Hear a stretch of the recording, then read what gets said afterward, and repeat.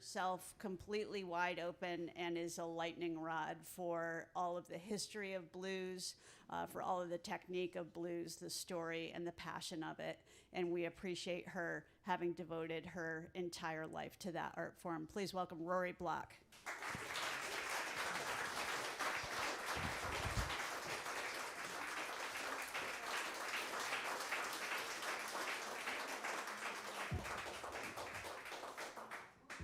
Thank you so much. Thank you, thank you. Thank you, Sarah. Thank you to Caffè Lena.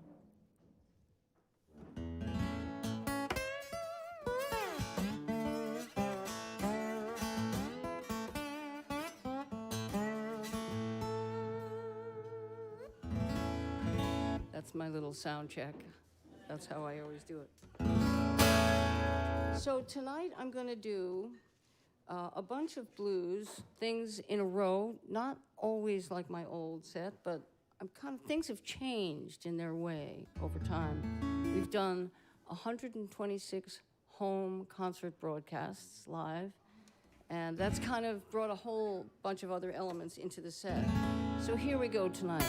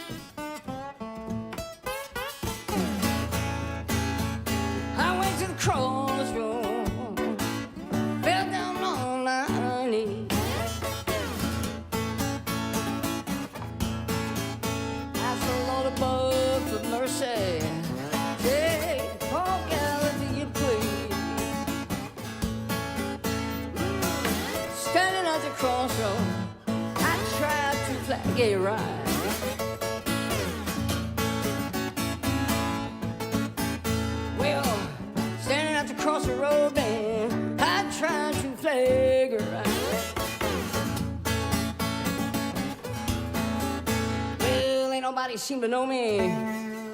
Everybody passing me by.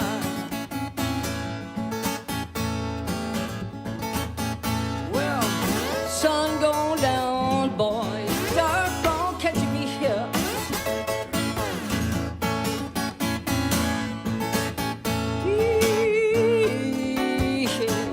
Well, dark dawn catch me here.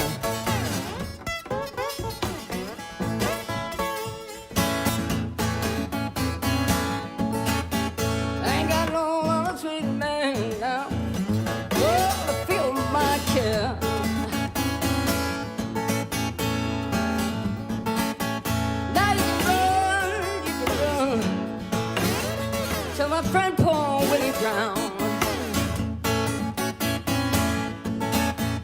where you can run to my friend Paul Willie Brown. Well, then I'm standing at the crossroad, baby. I believe I'm sinking down.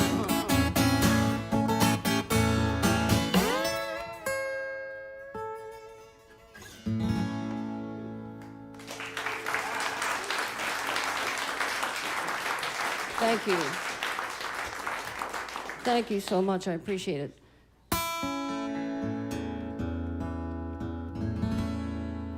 This next song, that's a Robert Johnson song. You guys know that. It's called Crossroad Blues. I hardly have to give that song an introduction. I'm going to follow it up with a Son House tune, and I believe that this song called Death Letter Blues is probably the template for Walkin' Blues, in that Son House was older and established when Robert Johnson showed up. And he may, this is guesswork, he may have interpreted some of Death Letter Blues directly into Walkin' Blues. Now, other people were playing similar things at the time, so I might be wrong about it. Just a hunch. There's a shared verse at the end in Death Letter and Walkin' Blues. Son House. I got a little morning, how do you reckon it's been? Oh, hurry, hurry, baby, love is dead. I got a letter this morning. How do you reckon it read? Well, hurry, hurry, man, your love is dead. Well, I packed my suitcase, I truck on up the road.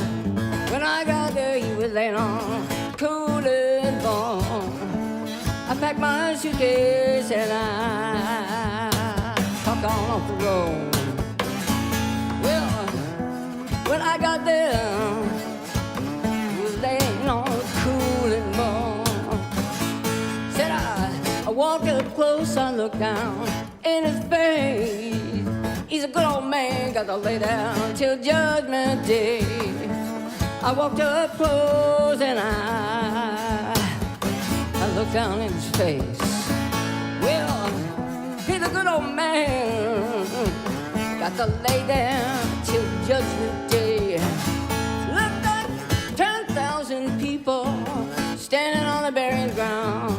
I didn't know that I loved him until they laid him down. Looked like 10,000 standing on the burying ground. Well, I didn't know that I loved him till they began to let him down. I got up this morning about the break of day. I was hugging the pillow where he used to lay. I said, "Sue, this morning, just about the break of day." I was hugging the pillow where my good man used to lay. I got up this morning, I feel around for my shoes. I say, you know, I got them all walking blues. Up this morning, I feel around for my shoes. You know about it, I got the whole walking blues.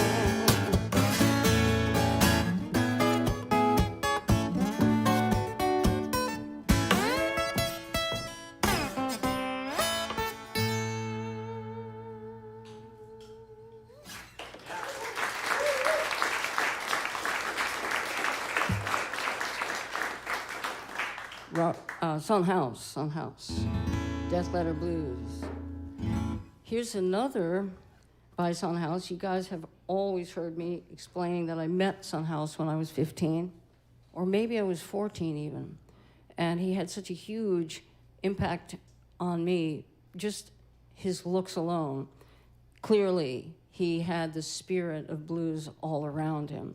I felt like he had the spirit of Robert Johnson around him, having known and inspired Robert Johnson. And while we were visiting,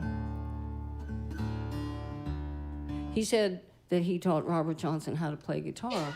And at the day and time that he said that, so few people knew who Robert Johnson was, that there was nothing boastful about him saying that, because he wasn't going to, today, if you said, well, I taught Robert Johnson to play guitar, that'd be huge, right?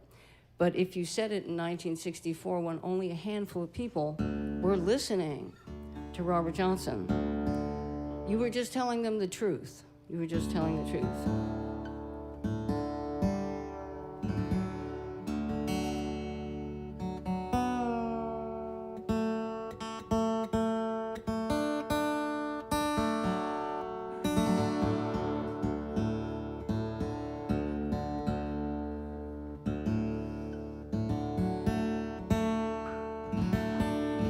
I think I'm going to jump to Preachin' Blues, Son House's song, and follow that up with another Son House song with a long set of blues at the head of the evening.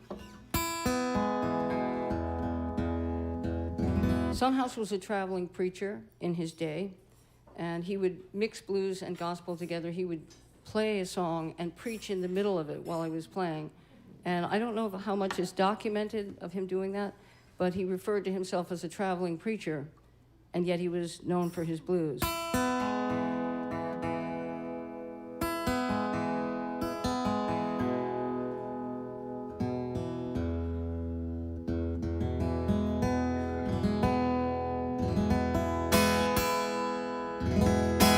Preaching Blues by Son House.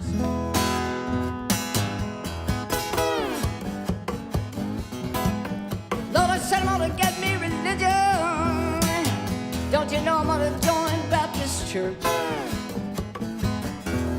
Hey, hey, Lord, I said I'm gonna join the Baptist Church.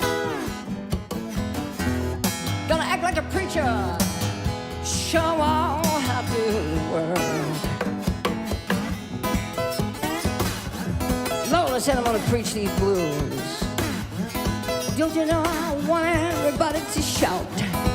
Hey, hey, said I want everybody to shout. Gonna do like a prisoner.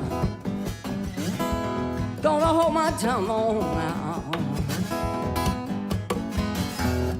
Said I went in my room, I bowed down, pray. Lord, I bowed down, pray. Tell the blues good morning, sure it's on my way. Lord, I wish I had me heaven of my own. Hey, Lord, heaven of my own. And I give all my men long, long, happy home.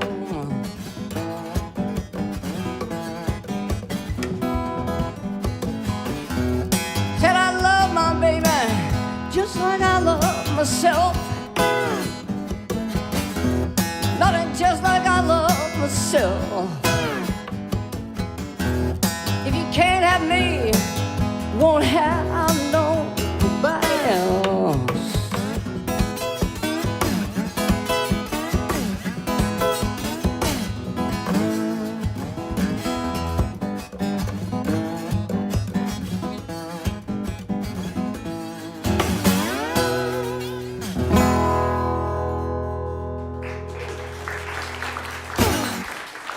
Thank you. Thank you so much. Preaching Blues by Son House.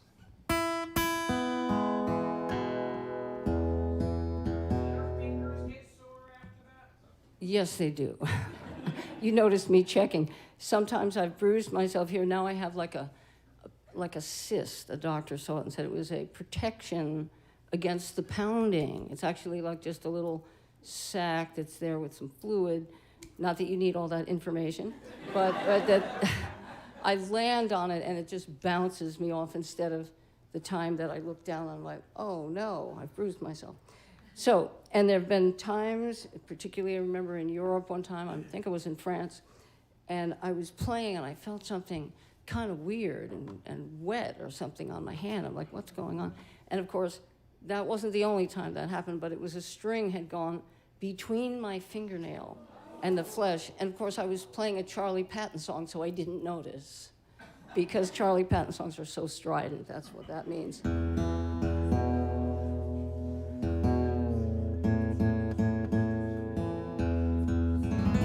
But this, I have a Band-Aid here, and I have a real annoying bruise on this finger because I slammed a window on my hand about a week ago. You know, it's one thing and then the other.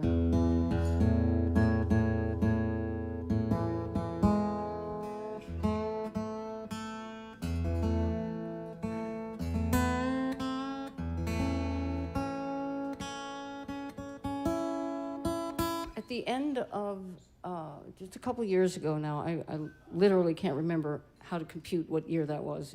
That's how disorienting all of this can become. But we went to Kentucky for the winter where we have a farm, an old farm with 90 acres at the end of a cul-de-sac. Sometimes nobody comes by, it's a dirt road. We see no one sometimes for days, except for the mail. They come, they drop the mail, they go. So we went there for the winter because there's tons of fallen wood and stuff on 90 acres, and we knew that would be better than paying $500, $600, $700 a month for fuel oil. So there we stayed. Then the shutdowns rolled around, so we remained. We just got back. This is the first time I've left the property, literally. Rob has done all the shopping, and I just walked on the property and stayed at the house all this time. So this is me coming back to my beloved home state for the first time in almost 2 years. So it feels nice. It feels nice.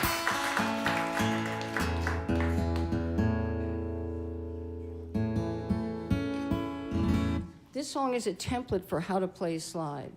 When I teach slide, I teach these different techniques. And I learned them, quite frankly, because Bonnie Raitt recorded on one of my records, and when we were mixing her beautiful playing, I heard her soloed in the speakers, and I learned a whole bunch of things by listening to her. One of the things I learned is that slide is relaxed, and I was playing it tense. I tried for a long time to get it. I could not get it. I was trying to race up to the fret and do a fast vibrato, and I would either overshoot or undershoot, and it wouldn't work at all. And then I listened to Bonnie's playing, and I went, oh, it's relaxed. She's taking a stroll up the neck. She's just like, it's like a hanging out thing. And then she gets to the fret and relaxes for a second, and then it's this beautiful, relaxed, funky, rocking reverb. And I'm like, oh, you don't have to do it at 90 miles per hour, a little bit sharp. You know, that kind of thing. It doesn't really matter if it's super precise, if the rocking thing is what you're doing. And I think that there's a little wait before the vibrato. This is just my theory. And that poignant wait where you don't rock is just as important as the rocking. See, if you see what I'm talking about. Did you notice that for 1 second I did nothing? And then the rocking. There's something about that that I love. I think that that was something that I heard Bonnie doing. And then slide, I always knew slide could go up. We all know slide can go up, but I didn't know that it could go down. It can go. That's actually something I learned from a player named Brendan Croker who played with Mark Knopfler in a band called the Notting Hillbillies. And he too recorded, he's a British player, on one of my records, and I watched him and I go, oh, it goes down. You don't only have to go up. Then Bonnie does this thing where she leaps off the fret, so it's like this.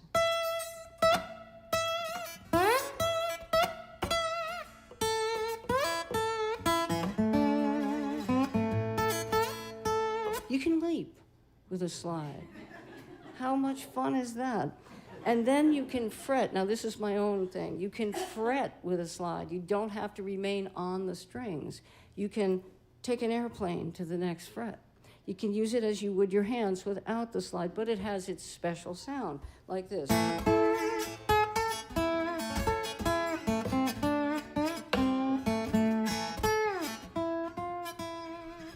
So this song embodies all of those things.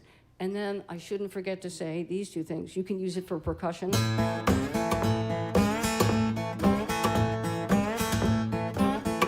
You can really get a lot of good sound with the metal hitting the wood or one of the frets. It's really a good percussion instrument. And you can also change direction. Remember when you first learned to drive, you snuck a try going in first gear and putting it in reverse without hitting the brake. Remember how that went? Like that. You can do that like that. You can do that with the slide. So that's some of the things that I wanted to mention about this song. County Farm, Sunhouse wrote it.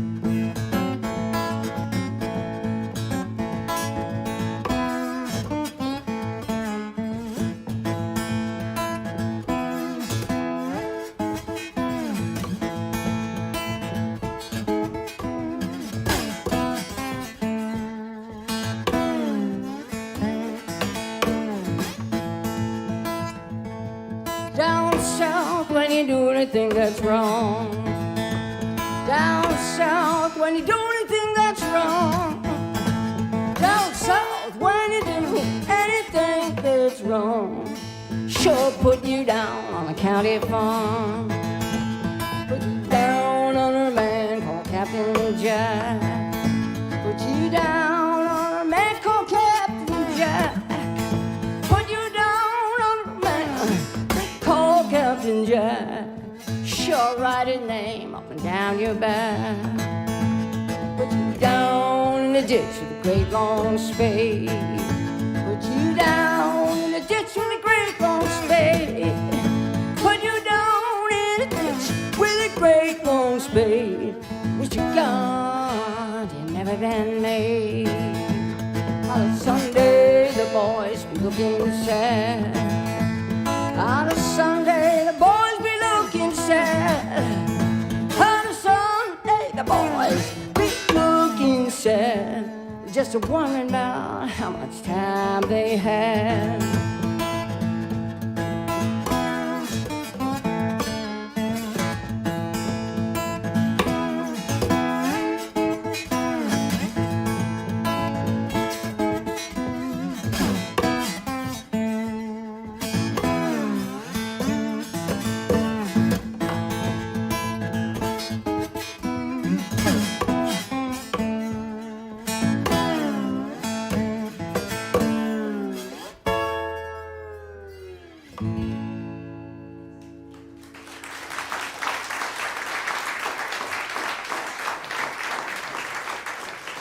Thank you. Thank you very much. I appreciate it. I never used to have a set list. Anybody who's seen my live show before might have noticed I never have a set list. I just sort of know what comes next. But right now, and I don't have a certain order, never did. But since doing the home concerts, I would post a 10-song set in advance. I would name the concert. That was fun. You know, like Been Here and Gone. Something from a song. Or songs my mother sang to me. That sort of thing. And then I would choose all the songs and I would stick to the set. So as a result of that, I might have lost my natural skill to completely not use a set list. But let's see. So I wrote it down in the back room. Hopefully I can read. I think I can.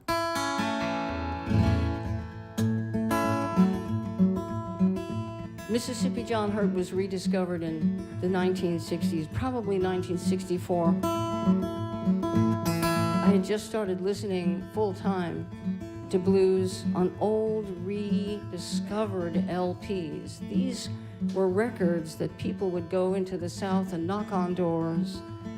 Excuse me, do you have any old records? People would look in the attic, they would look in the basement, they would look in the back of a closet. And in that way, many old recordings that had been deleted from archives at record companies, many of them were restored, recovered, brought back into circulation. So I was listening to Frankie and Albert by Mississippi John Hurt before he was rediscovered, and I was working on it, sat in my dad's sandal shop.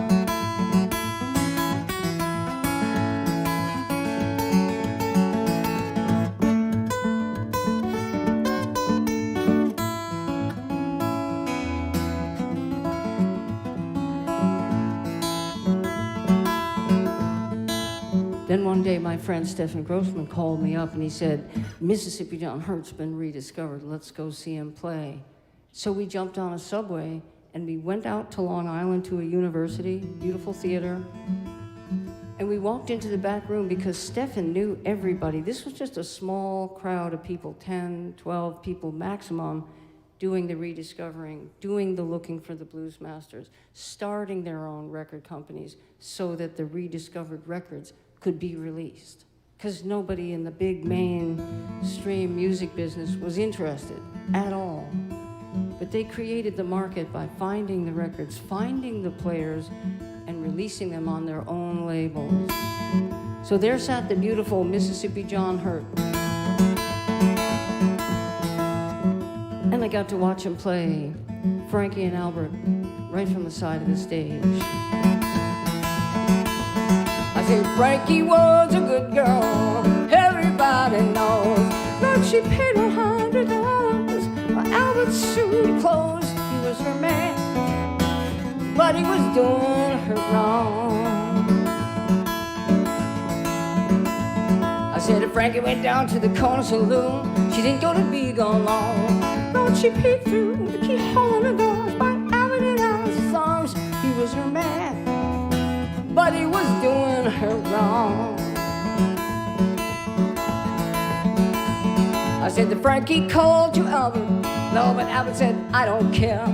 Boy, if you don't come to the woman you love, gonna haul you out of here. You was my man, but you're doing me wrong.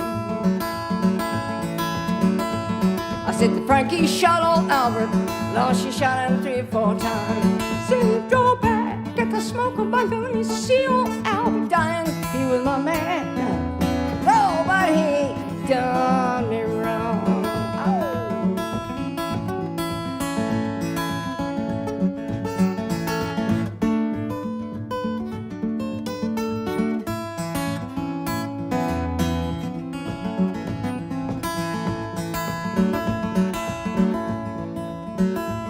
I said, dark was the night, cold was on the ground. No last word, it's for Ricky said, done laid old Albert down. He was my man, but he was doing me wrong.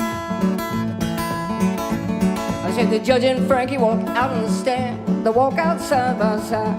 But the judge said, it's different Frankie now. You're gonna be justified for killing the man.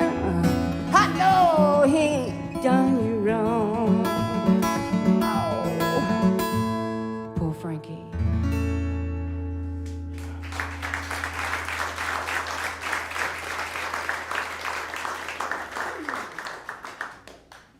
The great Mississippi John Hurt. When we were doing our home concert, people tune in from around the world, of course, and we love that, to have this wonderful international audience. But special people tune in from time to time, really quite regularly. Some of my broadcast viewers are in the house tonight. And because they know it's a little different, right? It's a different universe, but it's still got the same essence, which is the audience and you together. So guess who tuned in? I was so blown away. Mississippi John Hurt's granddaughter, Mary Frances Hurt. How wonderful that felt. And said lovely things, and she's joined us frequently, actually.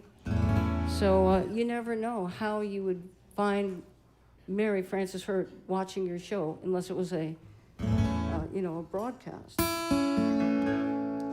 So let's see, what do I have? I don't normally even look down. Oh yeah, let me do a Reverend Gary Davis song. Reverend Gary Davis lived in the Bronx in New York City. He didn't have to be rediscovered. People were already taking guitar lessons from him. That would be David Bromberg, Stephen Grossman, Woody Mann, Roy Bookbinder, and a guy named Ernie Hawkinson. Not as many people know about him, but he's an amazing Reverend Gary Davis expert. And so we'd go up there, Stephen and I, take a subway, we'd get off, walk down the street, get to Reverend Gary Davis's house. And just when David Bromberg would be leaving, this was back in the beginning, though, because none of us had established careers at that time. We were just students, really. I didn't take the lessons. I just sat there watching Stephen take the lessons. So I never became an expert in Reverend Gary Davis. I put all my energy into Robert Johnson and so on. But I did get to watch, and it was entertainment of the most amazing kind, because Reverend Gary Davis was witty, and he was sharp, and he would just roast you, really. And you had to be on your toes, because if you didn't get it right, you would hear about it from Reverend Gary Davis.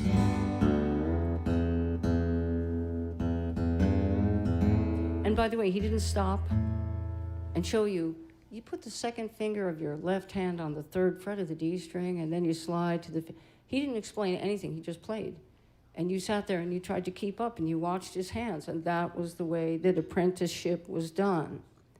Nobody said, no, I don't mean to put down my own video lessons, but nobody was spoon-feeding you, because we can be spoon-fed now. We can pick up somebody, a great person like Ernie Hawkins. You can pick up his video, and he'll tell you every single thing to do. But Reverend Gary Davis just played, and you had to learn that way. And people learned. They learned.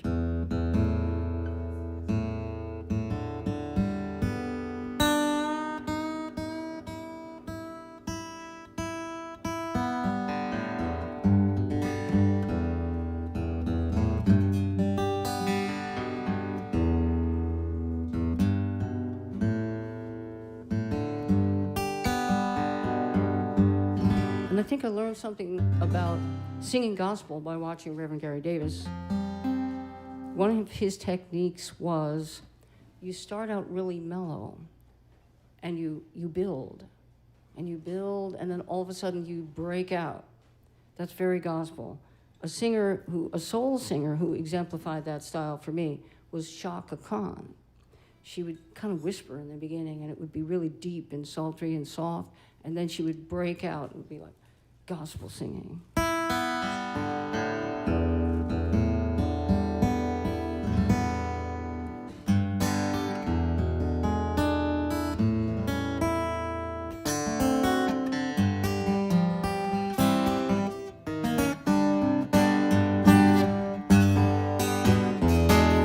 Lo, I be with you, Reverend Gary Davis.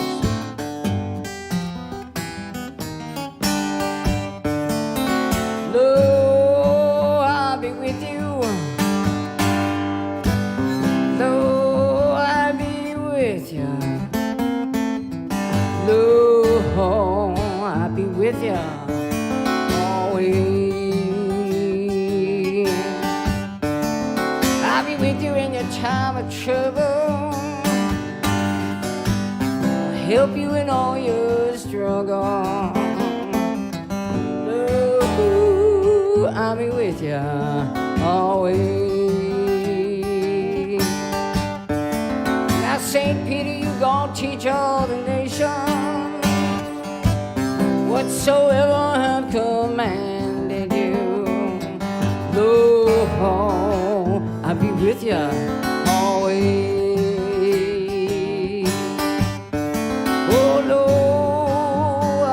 With you, no, I'll be with you. Oh Lord, I'll be with you always. I clothe you when you're naked, I feed you when you're hungry. Oh Lord, I'll be with you.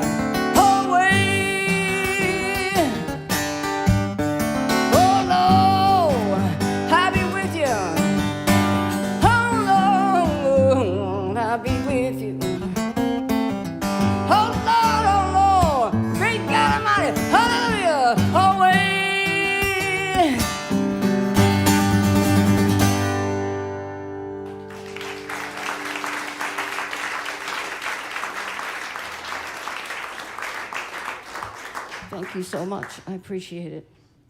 Whew, I thought I was really going to forget how to do this on a stage because I was so used to the other dynamic.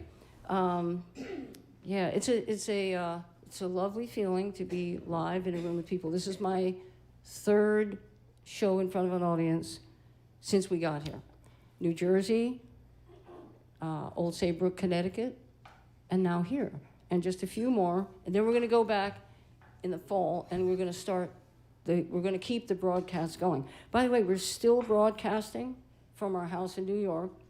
We were on air last night, every Tuesday, every Friday, unless something gets in the way of that, as well as doing the live shows. You know why? Because the more music, the better.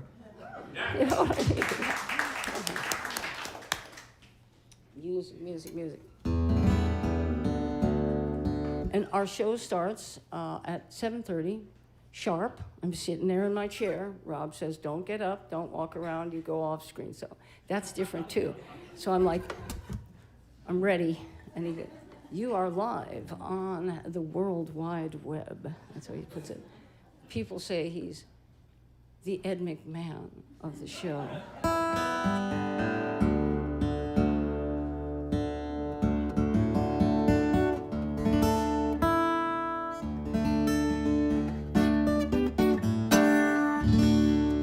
This song years and years ago.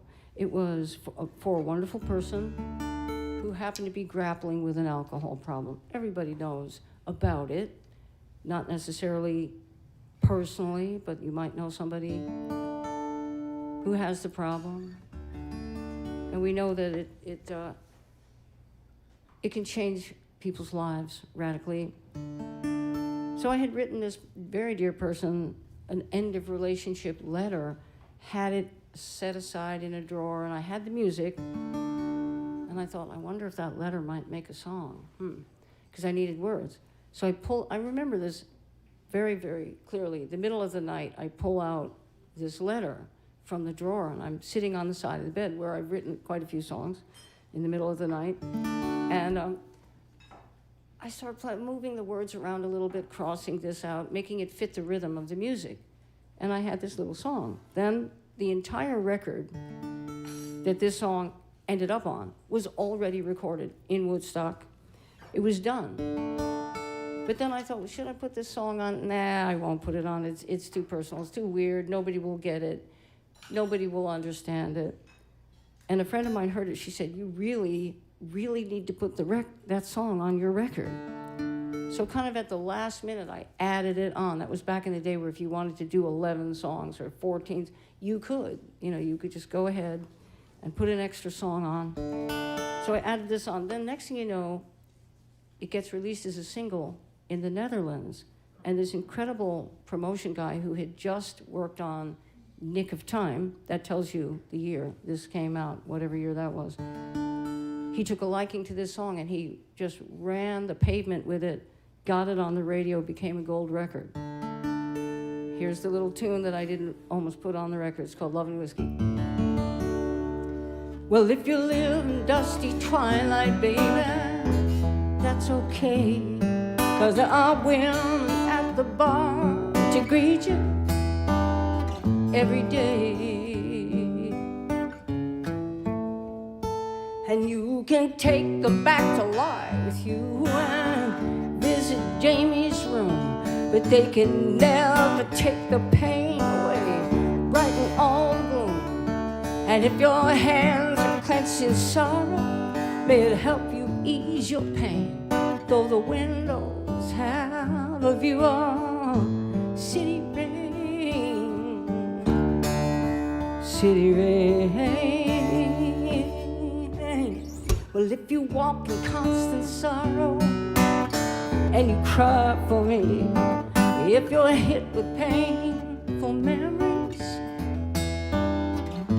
maybe then you'll see that if you drown yourself in liquor because it keeps you company, just remember who you're losing and be proud to set me free, because it don't talk back, it don't disagree. Said it just makes you see so hazily, but in the morning light your life is scattered with the wind, scattered with the wind.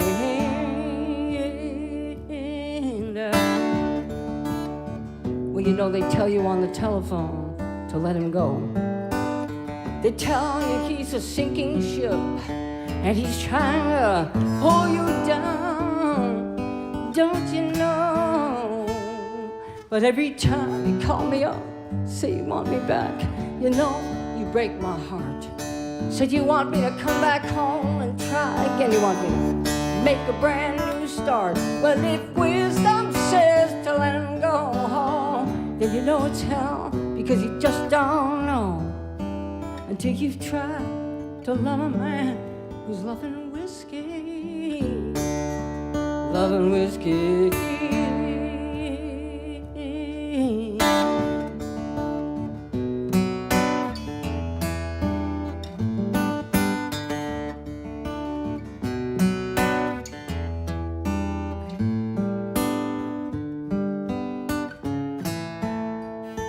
My baby left me for the bottle and the lure of the nightlife. Good times and crazy women and another glass of Tanqueray. But if wisdom says to let him go home, then you know it's hell, because you just don't know until you've tried to love a man who's loving whiskey, loving whiskey.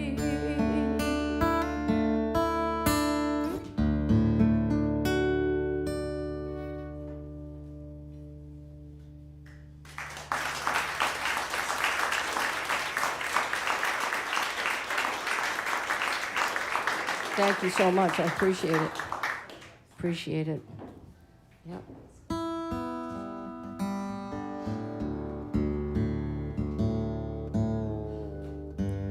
There's something unique about every part of the country, every area, and there's something poignantly beautiful, really, about New York State. It's unique. When we come back to, there's something, the green has a certain color of green. The earth has a certain feel. The sky has a certain light. It has a look. You can't find it somewhere else. It's unique and beautiful about New York State. I'll have to write a song about that.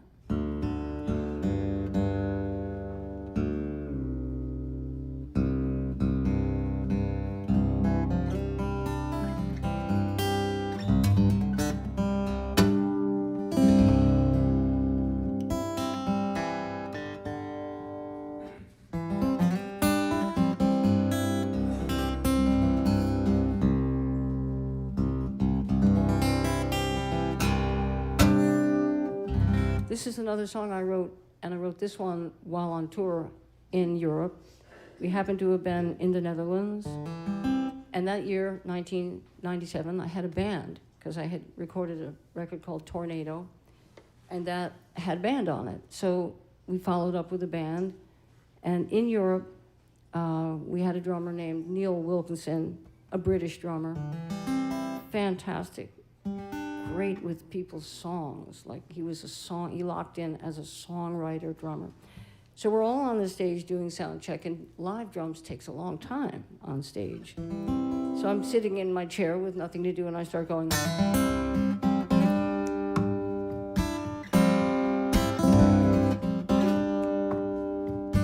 Next thing I know, the drummer starts playing along with the sticks on the rim of the snare, you know.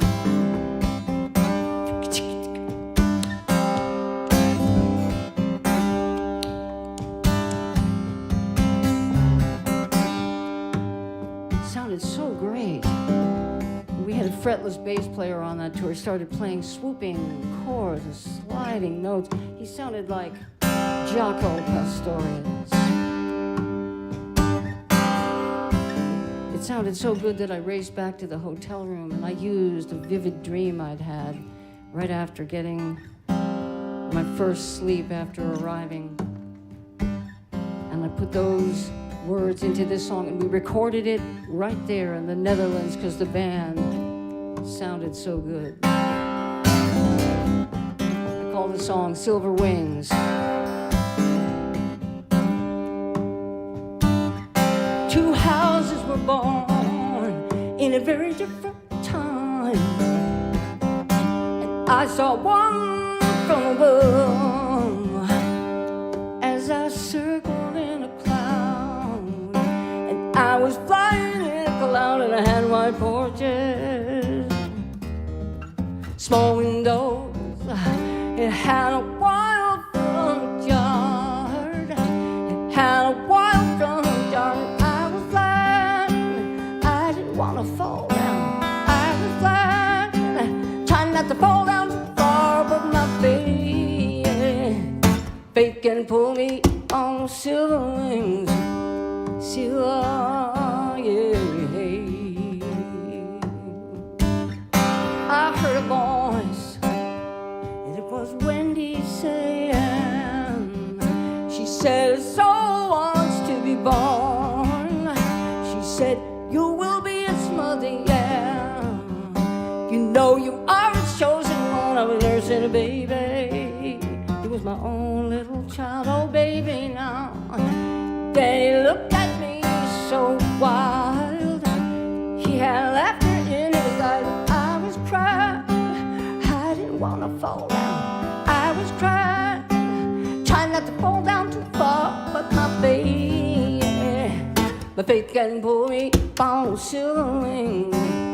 Silver, yeah. I had a friend, and she was wise and patient. She had raven black hair, and her eyes were morning blue. You know she always spoke the truth. She rode white horses, that she raised on a farm. Many birds were singing, there were birds everywhere, and she was flying. She didn't want to fall down. She was flying, trying not to fall down too far, but her faith could pull her up on silver string. Silver, yeah.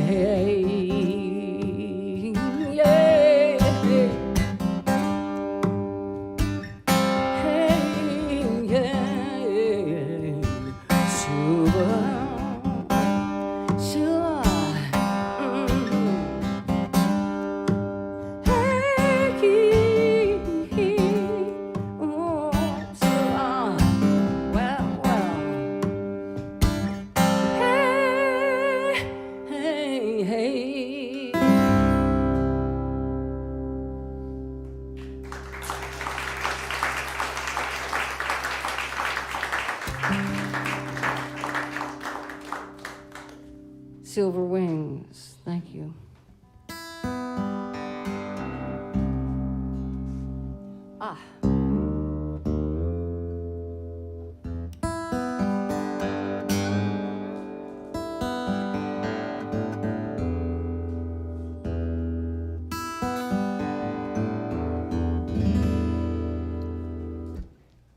For some miraculous reason this year, they were able to actually cyber broadcast the Blues Music Awards, which is a yearly event.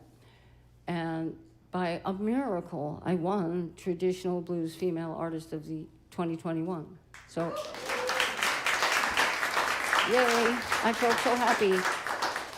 Honestly, didn't see that one coming at all. Thought, well, you know, I've already got 6 or whatever, 7, 6. So now I have 7, and they're such an honor. It's just amazing. And also our home concert series is nominated for Content Creator. Now that's a name that's something I didn't know existed. And I thought, oh, I've created some content.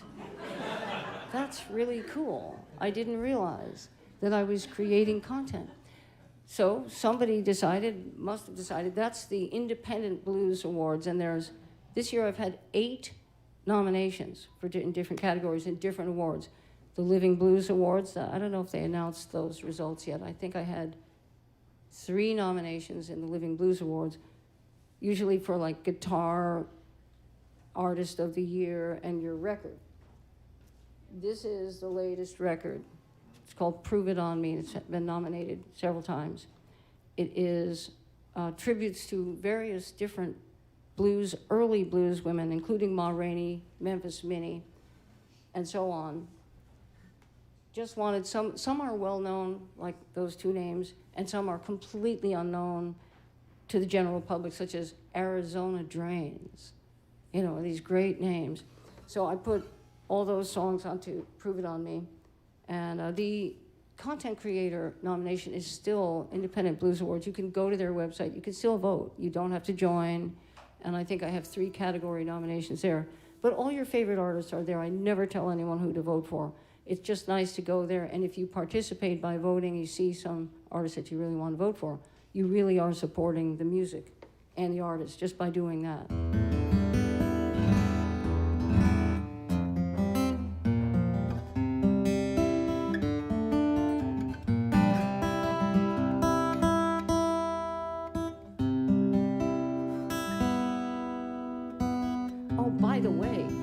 With the live broadcast, home concert, the wonderful guitar player named Brian Keane, who happened to have played the solo on the recording of Silver Wings, tuned in to the show. You know, it's like, Brian, I haven't seen him in like 20 years or something, maybe 25 years. But all of a sudden he's watching the show while I'm playing Silver Wings, which he adorned so beautifully on the recording. And we've had Leland Sklar, James Taylor's bass player.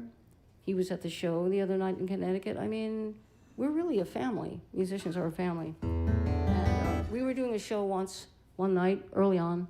Phone rings. My cell phone never rings. My phone never, but bingo, it was ringing in the middle of the broadcast. And I said, Rob, maybe you should answer that. You know, what if it's something like an emergency? So he answered it, and it was Freebo. You guys know who Freebo is? Bonnie Raitt's longtime bass player.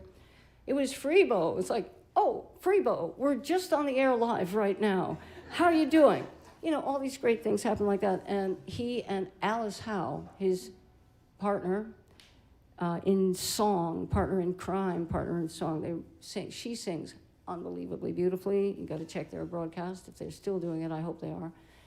And Alice was saying, do you want to be on our show? And I said, yeah, definitely. So within a day or two, we were broadcasting on Freebo and Alice Howe's live broadcast. I'm sure I did this song on their live broadcast. Stevie Wonder is featured on this song. He actually came to a studio in LA and played harmonica on this humble, tiny little song. And it got a lot less tiny when he played on it because of him. Yeah, that's right. Because, you know, I was driving around with a cassette of the song, just guitar and vocal, for a long time in upstate New York, thinking, something is missing. I need something for this song. And I was thinking, what could it be? Production ideas. What would I put? Just guitar and vocal, no drums, no click track, nothing. I said, it needs something. And then it suddenly hit me. I was probably driving with it for days, wondering what it needed. And it hit me. I know what it needs. It needs Stevie Wonder. It has to have Stevie Wonder. So, you know, there's a lot of songs that would sound way better with Stevie Wonder on them. You know. So we went to LA. My friend Jim Gallagher, who is an engineer who's done some of my records early on, and also worked with Stevie Wonder at Wonderland. No surprise, that's the name of Stevie's studio. And I called up Jim. I thought, why not ask? You know, it can't hurt. You have not because you ask not. Remember that old saying? So I decided, ask. It's crazy, but I'll ask. So I called Jim, and he said, well, you know, it's worth a shot. Send me a cassette. That tells you around the time period that took place. So I sent the cassette, and then I thought, well, the chances are so slim, I'm not even going to think about it. But at least I made the move. About a week later, the phone rings at like 1 a.m, and it's Jim, and he said, guess what? Stevie said yes. I'm like, oh my, that can't be. So I booked my travel to LA. We sat there in a beautiful studio waiting for Stevie to come, and somebody said, well, who was there? Kerry Williams, Taj Mahal's longtime road manager. He was co-producing the record. And he was in the studio, and I was in the studio, and Jim was in the studio, and somebody else. And we said, someone said, well, what makes you think Stevie's going to show up for your session? I said, well, I don't know, but just in case he does, this whole trip is worth it. And Jim made a little quick phone call to Stevie's place, And shortly thereafter, the door opens, and Calvin, that's Stevie's cousin, brings Stevie into the studio. I'm like, if I die tomorrow, it's okay, I was thinking. This is too good. And he was beautiful, and he was gracious, and he was just a sweet-spirited person. And I said, right before you came, we were debating about drums, no drums, drums. I said, I didn't want any drums.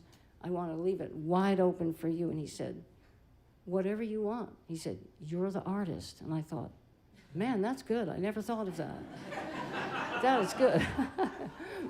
So I learned so much. And he let me stand next to him in the studio while he played the solo 3 times in a row, each solo more perfect than the last. He was just being generous, each one of them. You could just put it on just the way he played it. No editing, no correction, no nothing. Beautiful, perfect. He was just being generous. And I got overwhelmed, and tears started rolling down my cheeks. I'm standing next to him and said, I'm sorry, I'm crying. I'm sorry. And he didn't mind at all, And at the end, my friend Jim said, he's not going to let you pay him, so we have to get him a gift. We're going to get him a gift. So before the session, Jim and I went shopping. We found a wonderful leather bag that had keys. This was a new technology. Keys that if you clapped, your keys would beep wherever they were, and he loved that. There's a picture. I'm going to read my book. You guys can talk amongst yourselves while I read my book. There's a chapter. I'm just kidding. There's a chapter and a photo for Stevie. Oh, here it is. I guess I put a page marker in. Here's Stevie holding the very bag that I told you about. There's a handsome Carrie Williams, Taj Mahal's road manager. And let's see, on the previous page, there's me and Stevie listening to playbacks. I know you can't see it from there, but never a more gracious person. He didn't have to play on my record. That was kind. So here's the song that he played on, and this was the follow-up single to Love and Whiskey. And he said he's sorry he couldn't make it here tonight, but he sends his best wishes. Okay, just kidding.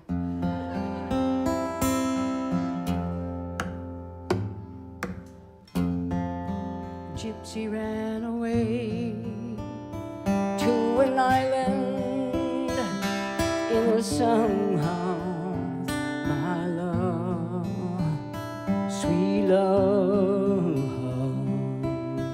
with berries in his mouth, somewhere in the wind, he smells a sweet perfume, my love, sweet love, so in a tune.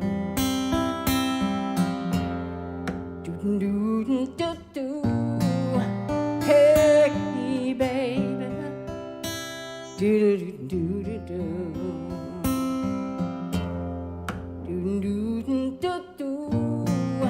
Hey, baby.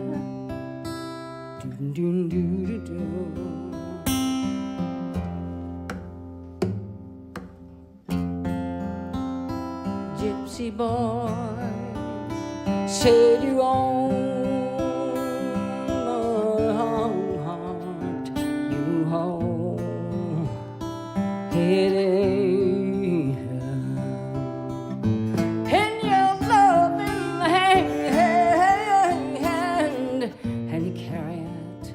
Beside you in your sweet and lonesome land, and it's all that I can do to make it through.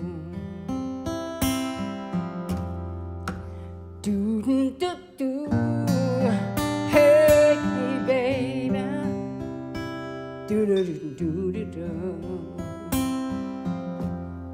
Do do do do do, hey yeah yeah, do do do do do.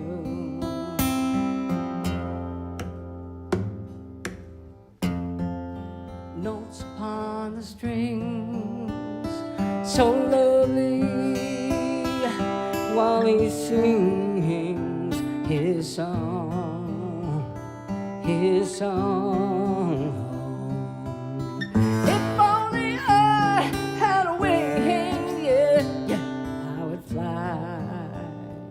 Away to his honey cabaret, and my love, sweet love, love to hear him play. Do do do do, hey baby, do do do do do.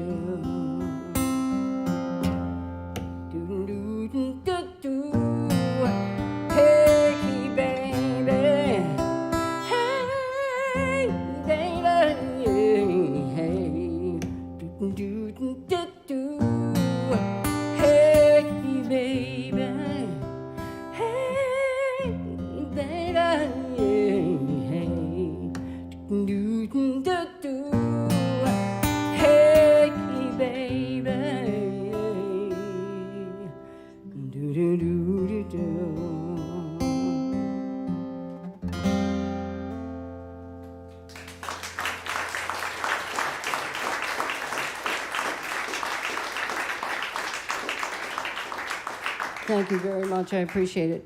So special being back at the wonderful Caffè Lena. And wow, did they ever renovate this place? Man, oh man, fantastic. It's in the shadows. Okay. Gypsy Boy, Canned Heat. Oh yes, I want to do this one.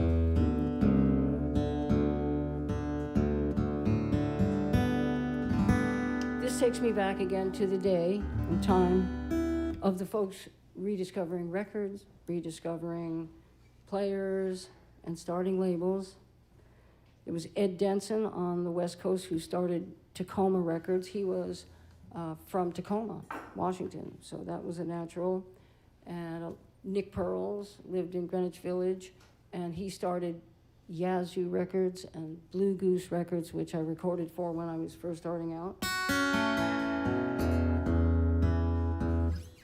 And there was Nick Pearls' parents. His parents had a gallery on Madison Avenue in New York City, really fabulous gallery with Alexander Calder sculptures on every floor. You could just walk into the rooms and sort of set the mobile in motion with the tip of your finger, and it was the most amazing exhibit, and they had lots of floors, like 5 floors maybe.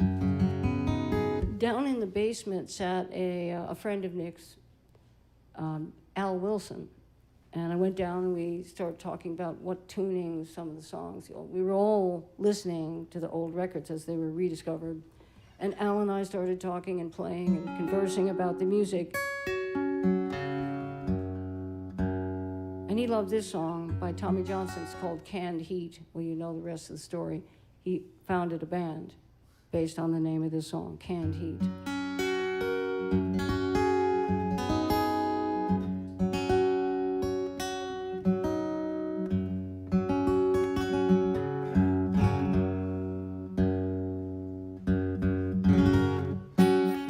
Tommy Johnson had the most melancholy, soulful, beautiful vocals. He used to do a vocal yodel, but it wasn't like the Ricola kind. It was like the blues kind. Cranking, can't hear mama low. Say the show, killing me. Crying me to my soul.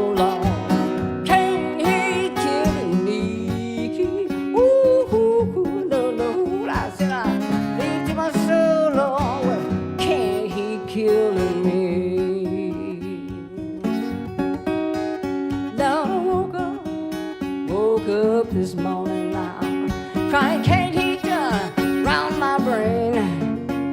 Woke up this morning when I can't heat round my brain. Ooh, ooh, ooh, yeah. I said I woke up this morning, can't heat round my brain. Crying, Lord, I wonder will get back home. Crying, Lord, I wonder will I ever get back home. Ooh, ooh, ooh, Lord, Lord, I said, Lord, Lord, I wonder will I ever get back home. Oh, big God Almighty.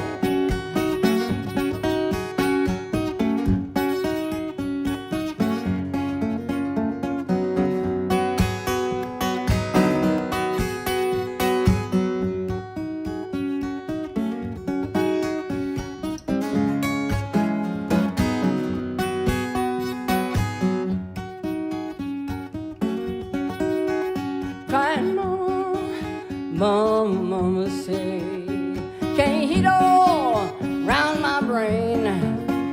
Run in here, somebody, shake these candy blue. Run in here, somebody, shake these candy blue. Crying, Lord, I wonder will I ever get back home. Crying, Lord, I wonder will I ever get back home. Ooh, ooh, ooh, Lord, Lord, I said, Lord, Lord, I wonder will I ever get back home.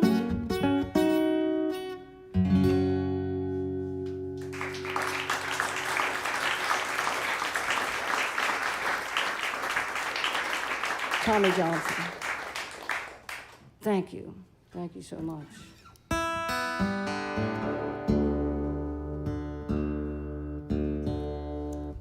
Well, as as life rolls on, more and more of us. I used to have a friend who was 92 when I met her, and she would talk about the old days. She needed to talk to somebody, and I just loved her so much. She became like my grandmother. She's in the book. Mother Marion was her name. And she would tell me stories, and she would often say, well, they're all gone now. She said, it's sad. You know, and I thought, when you're 92, and she was 96 or 97 when she died, and I was with her then too, right up to the end. Not the moment she died, but right up to, you know, the whole time she was in the nursing home and we were together. But as life rolls on, we understand more and more what that means, not just because of our current situation, which, you know, we grieve the loss of thousands and thousands and thousands of wonderful people, but there's just the natural process of like, oh, yeah, remember that person? Oh my goodness. We heard that something happened to them, and we're like, wow, the world is a quieter place, you know, without some of these fantastic people. So I heard the other day, you know, we've had we've all had to adjust and lose people that we love as time goes by, from whatever cause it may be. And got a message that an old friend of mine was very ill, and is right now very ill. And his wife and the sister of the wife were asked me if I would do a special concert for him. And of course I said I would, and that there was going to be a surprise for him. But it just so happened that the show that I did in Connecticut, they wanted to host the show in Connecticut, like a few miles away, and on 2 days, they had to not do it because it wouldn't have been allowed by the venue, I guess. So this is the song. I mentioned him. He's still alive, but he's going through treatments and all, and we wish him strength. I just want to say we wish him strength. Maybe he'll prevail. You never know. So this song is for him because many people request this song when they want some kind of comfort. I'm going to say it that way. It's called The Water is Wide.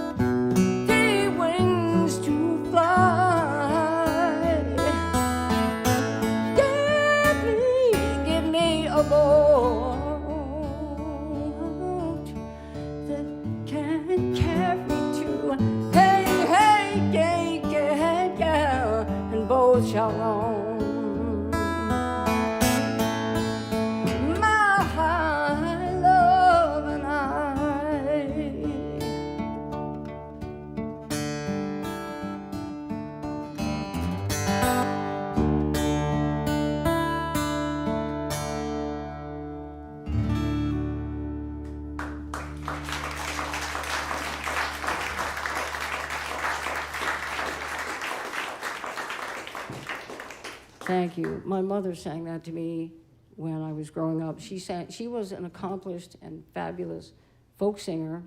My dad and my mom sang together before I was born. They were some of the first people who hung out in Washington Square with their instruments singing.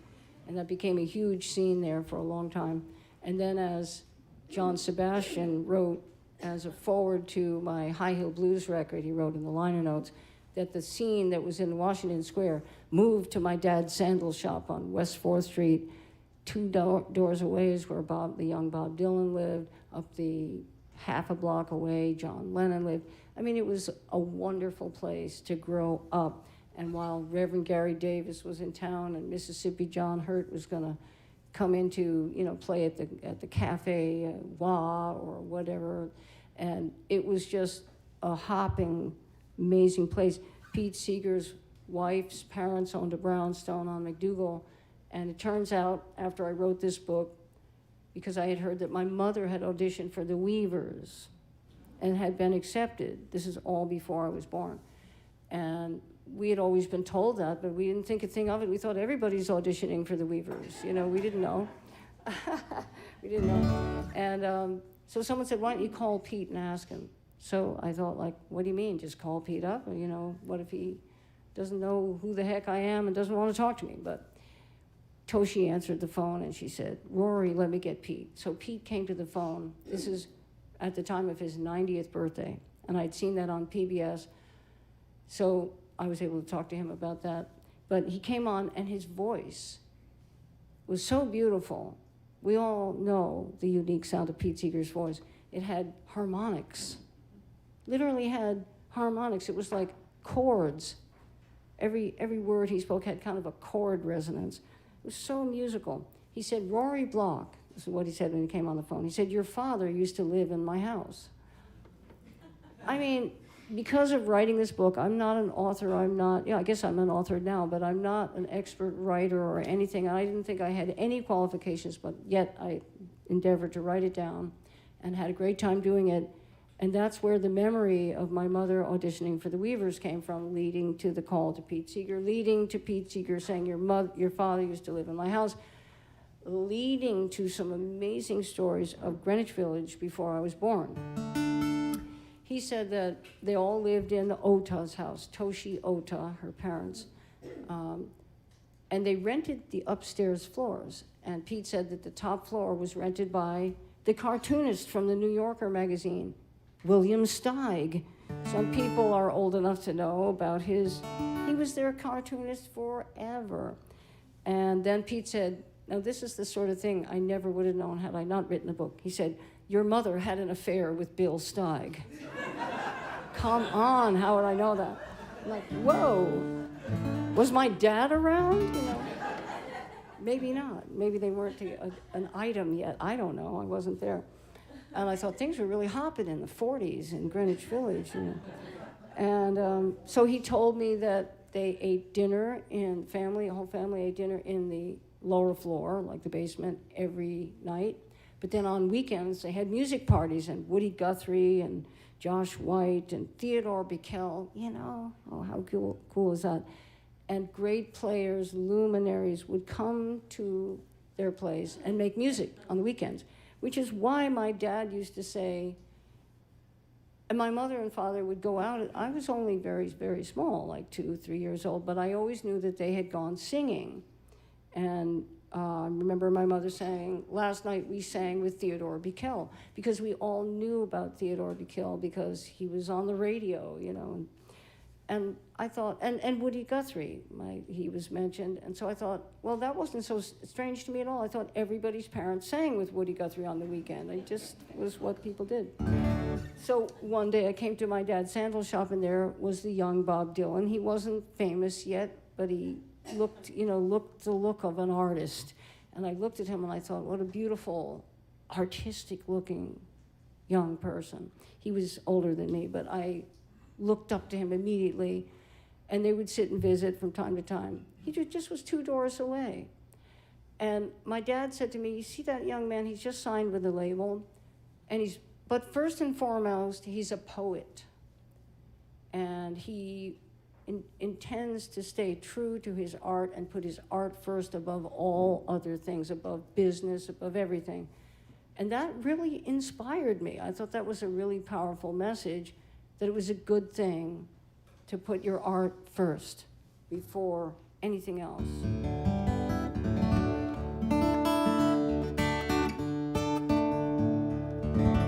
I think I'm going to do another one that my mother would have sung to me at around the time. Oh, by the way, I found out that according to a neighbor, Penny and Emmylou were my, Emmylou, E-M-I-L, they were friends of my parents and their kids, and my brother, sister, and I played with their kids, and we grew up together.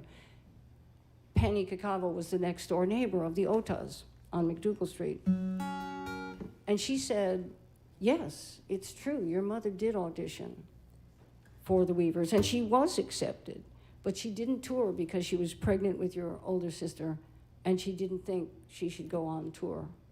So that was like, I always felt like I had to carry the torch, or I wanted to. I could carry the torch for my mother, because she could have been, you know, doing music and had a wonderful, wonderful way, beautiful voice.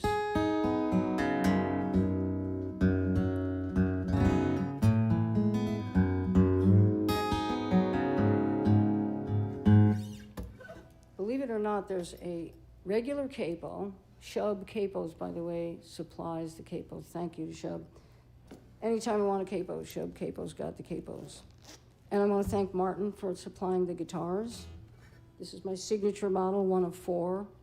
You can't get them anymore unless you find one on eBay from time to time. And we designed them together with Dick Boak of Martin Guitars, sitting at a restaurant, drawing drawings on dinner napkins, messing up the table with crayons and pens, whatever. And we came up with this design that the neck would be a blacktop highway, because I said that's a bluesy theme. And these icons, these little designs, mother of pearl inlays, are road signs, yield and stop, and railroad crossing. And here's the railroad crossing right there. You see the tracks? Right there. And Dick Boak, who's now retired, but he was the greatest guy. Everybody loved him. He was the artist guy at Martin Guitars. He designed a terraplane car for the top of the headstock. That's what that little car is. That's his rendering of a terraplane for Terraplane Blues.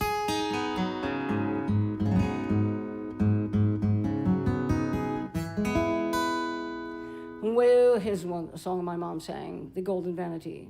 Well, there was a ship that sailed all on the lowland sea, and the name of our ship was the Golden Vanity, and we feared she would be taken by the Spanish enemy as she sailed upon the lowland.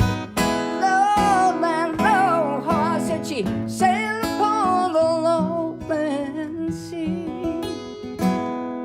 Well, up spoke our cabin boy, and boldly outspoke he, and he said unto the captain, what would you give to me if I swam alongside of the Spanish enemy, and I sank her in the lowland?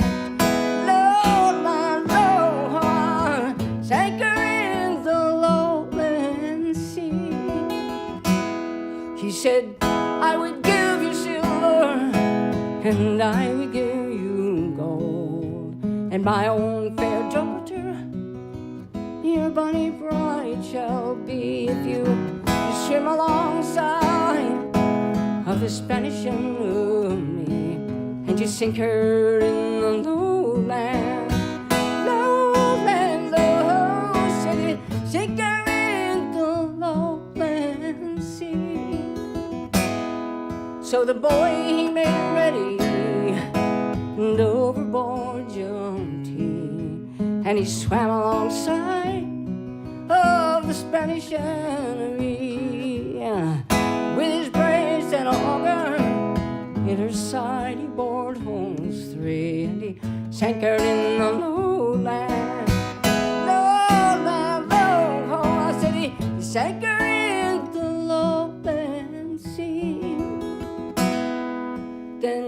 quickly he swam back to the cheering of the crew. But the captain would not heed him, for his promise he did rue. And he scorned his poor entreaties as loudly he did sue. And he left him in the lowland, lowland, oh, said he left him in the lowland sea.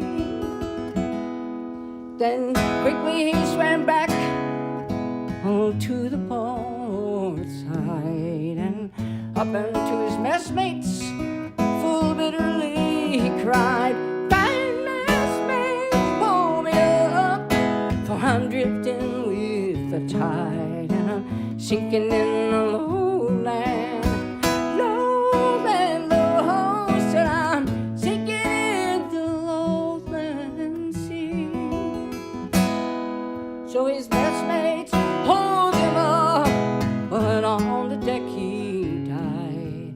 And they stitched him in the hammock, which was so fair and wide. And they lowered him overboard, and he drifted with the tide. And he sank into the lowland, lowland, low. I said he sank into the lowland sea.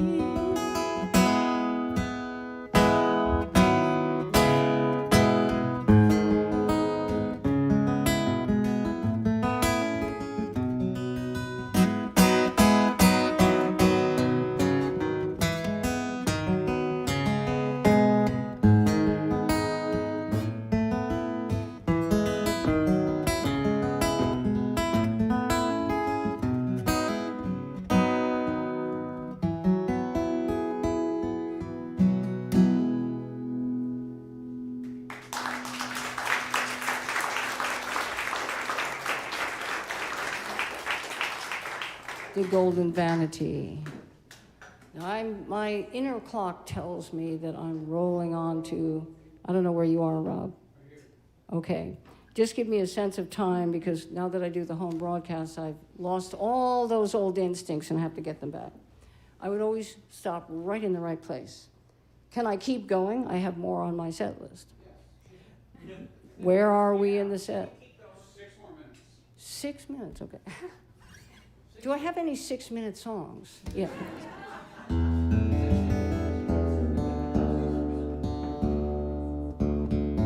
So in our live broadcasts, we've been able to stretch out and have some amazing fun times, and I'm still doing it, which is that at one point I reached a point where I said, we're doing so many of these. We're doing 2 a week, and it's rolling on. We passed the 50 mark. We passed the 60 mark. So I started doing songs from the Songs That Saved My Life song bag. Other people's great songs. Dylan, the band, Gladys Knight, Michael Jackson, Van Morrison, Joni Mitchell. I just reached in, I said, you know, I love that song. And then I love that one. Any reason why I shouldn't do it? No. So I started writing out the words, but there were so many new songs with so many new words. And I don't read music, by the way. I just have to write the name of a chord and guess at what they might call it, because there's some pretty amazing chords out there, so I don't know what to call them. Rob set up a monitor screen, a kind of a teleprompter, so I could see the words with my handwritten chords. And that's how I did, you know, Into the Mystic, Van Morrison. And that's how I did, but we didn't bring that with us. We have it, but we haven't. It takes too long to set it up, but Rob thought maybe we would be able to set it up right there, and I'd be able to do, I'd be better off in a pine box on a slow train back to Georgia, or on gray walls of a prison doing time. I think I'd rather die and go to hell and face the devil than lie here with you and him together on my mind. And I did George Jones songs. That was a Doug Stone song. And just all these things, I go, that's a moving song. You know, he stopped loving her today. They placed a wreath upon his door. Wow, you know.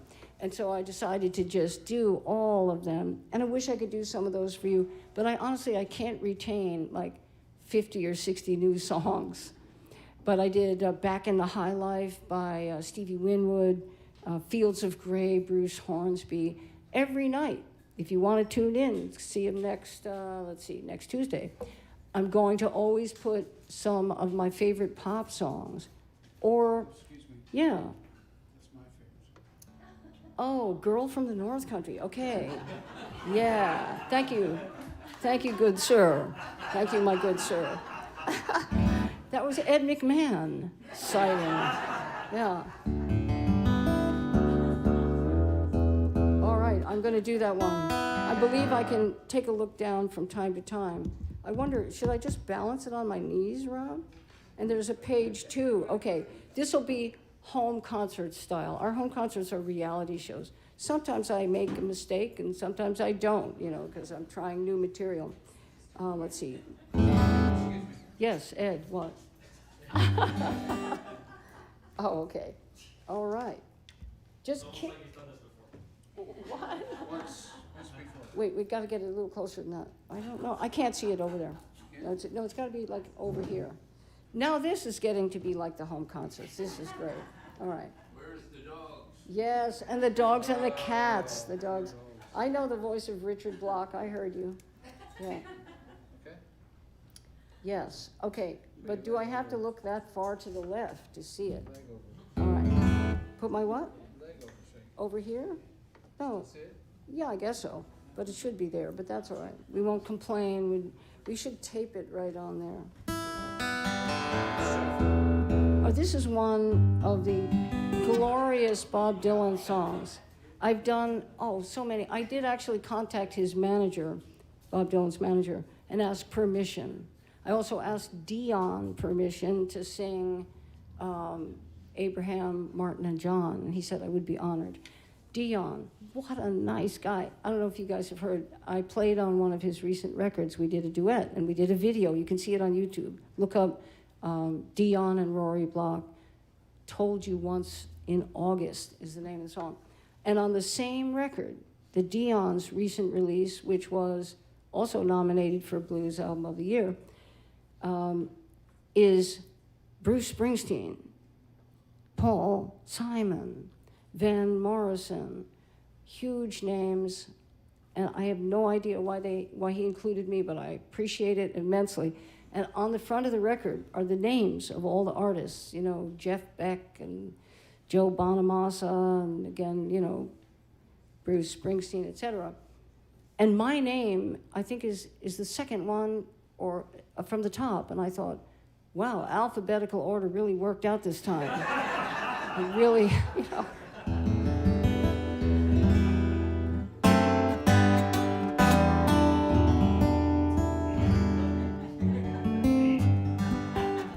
Oh, the screen just goes dark all of a sudden. So I thought, when I've done this song, lots of people have requested. People request songs. That's how come we've done so many.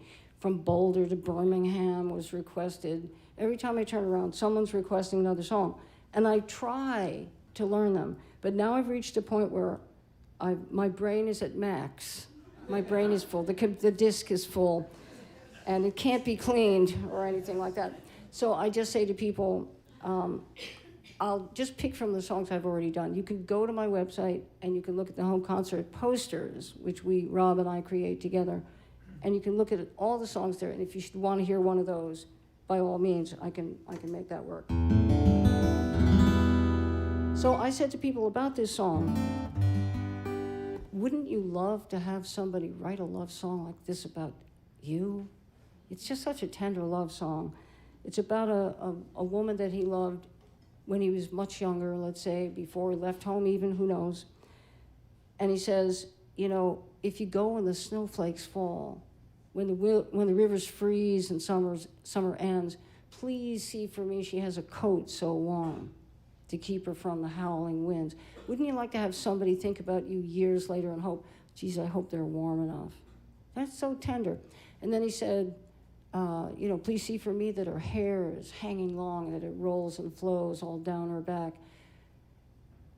it's just such a sweet thing to know that somebody is writing that about you. We'd all like to have a love song like that.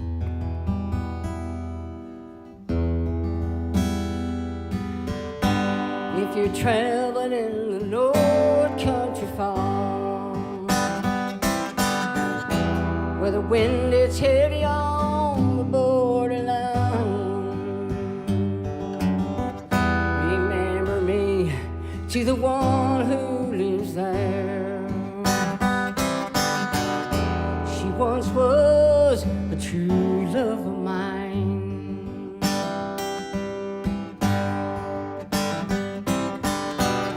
Well, if and you go when the snowflakes fall, when the rivers freeze and summer ends,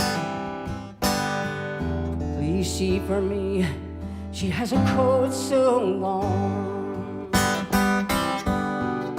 to keep her from the howling wind.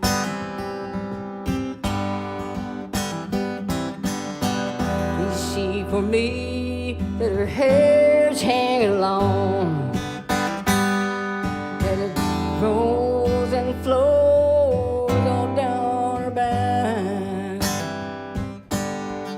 Please see for me that her hair's hanging long. That's the way I remember her best.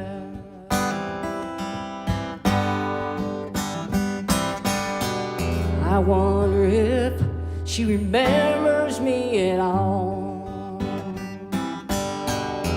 Many a time I hope and pray in the darkness of my night, and in the darkness of my day.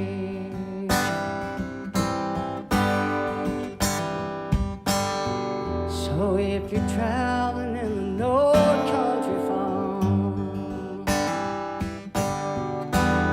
where the wind hits heavy on the borderline, please see for me, remember me to the one who lives there. She once was true love of mine. Remember me to the one who lives there. She once was a true love of mine.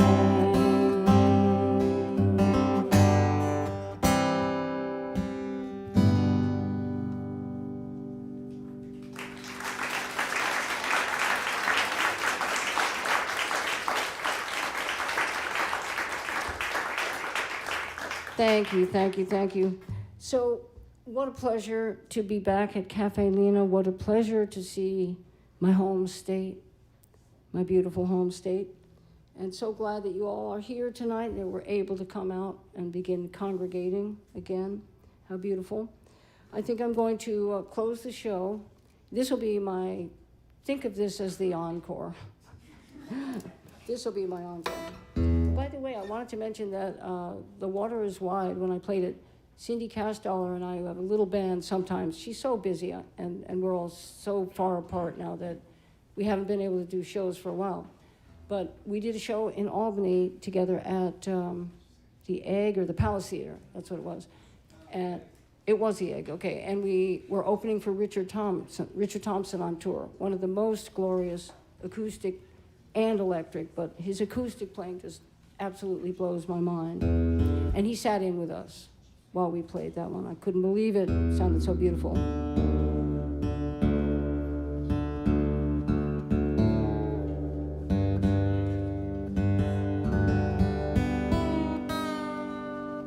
Rob, is there a product tonight?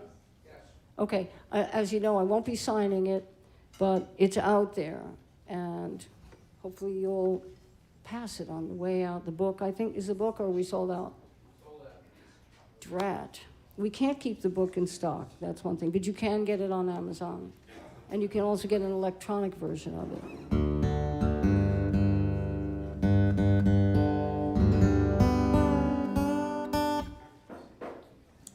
So just to leave you with this thought, this is not a slide you buy in a music store, because slides weren't invented when the original slide players were starting to play slide. They just used anything they could get their hands on. This is a socket wrench that you get at a gas station. This one's I think it's a 15 millimeter. Rob got me a selection of sizes, 13 millimeter, 14 millimeter, 15.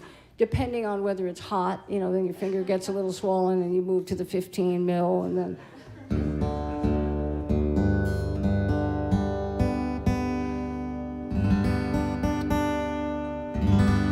So this is one that Cindy and I like to do together too. It's McKinley Morganfield, who later became Muddy Waters, started out acoustic, played fantastic percussive slide. This is one of his early songs as McKinley Morganfield, I Be Bound.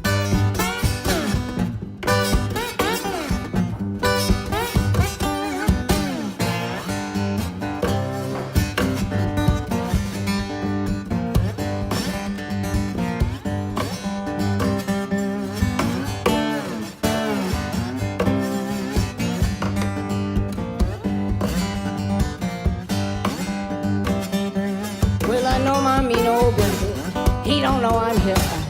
He don't feel my love. He don't even feel my care. I'd be bound right to you.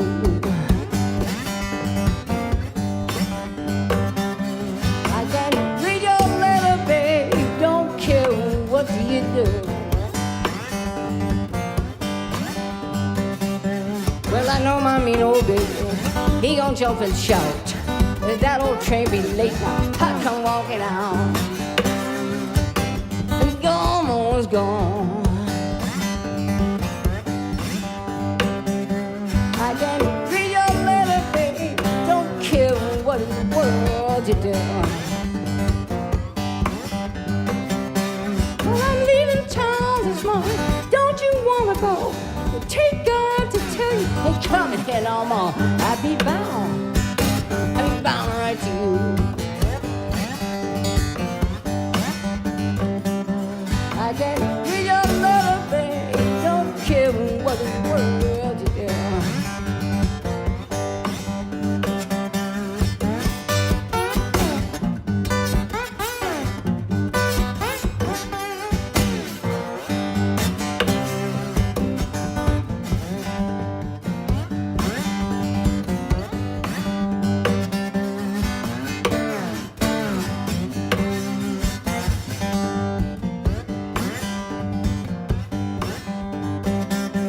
Well, if anybody asks you who composed the song, tell them it's the Heartbreakers. I've been here and gone. I'd be bound right to you.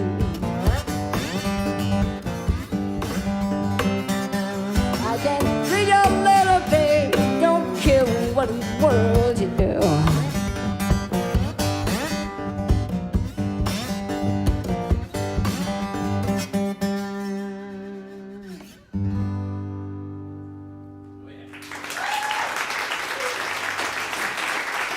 Thank you very much. I thank you. We appreciate you so much. Stay safe. Know that we love you. Thank you.